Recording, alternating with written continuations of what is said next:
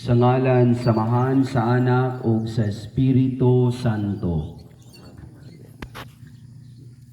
Mga igsuon ko diha ni Kristo, sulod sa 5 ka semana nangandam kita pinaagi sa mga buhat sa kaluoy o penitensya alang sa pagsaulog sa misteryo sa Pasko sa pagkabanhaw sa atong Ginoo. Karon nagatigom kita aron pagsugod niining solemni nga pagsaulog duyog sa tibuok simbahan nga naglukop sa kalibutan. Si Kristo misulod nga madaogon sa iyang kaugalingong syudad aron pagtibawas sa iyang buhat sa pagkamanunubos nato. Kining buhata mao ang pagpasakit, pagpakamatay o pagkabanhaw. Hinumduman nato ang iyang buhat sa pagpanubos ug sundo nato siya sa buhing pagtuo. Kung magigiusa kita niya diha sa iyang mga pag-antos sa krus, makalaom kita nga makaambit sa iyang pagkabanhaw. O Dios nga makagagahom, nangamuyo kami kanimo, bendisyo kining mga lukay ug mga palma, o himua kini nga balaan, karong adlaw nga nagasangyaw kami nga malipayon kang Hesus nga among manunubos og hari. Magsunod unta kami kaniya, pag-ayo aron usa ka adlaw ni ana. Mudangat kami sa kalipay sa pagbag-o ug tunhay nga Jerusalem. Kini among gipangayo pinaagi ni Kristo among Ginoo.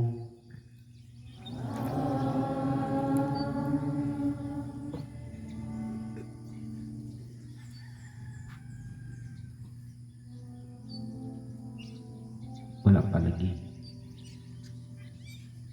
Ang santos nga ebanghelyo sumala ni San Mateo.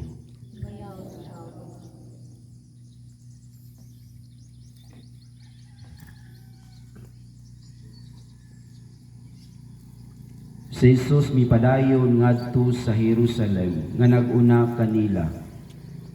Sa nagaduol na siya sa Betpahi ug Bitanya dito sa bungtod sa mga olibo.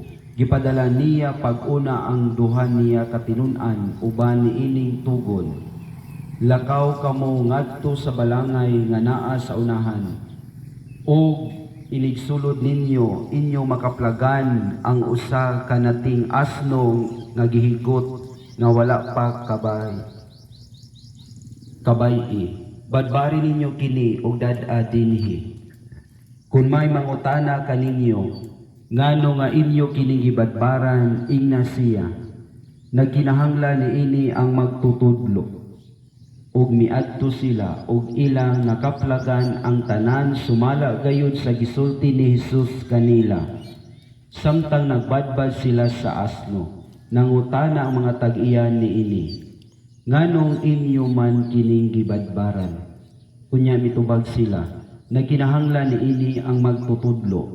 Ug ilang gipadala ang asno ngadto kang Hesus.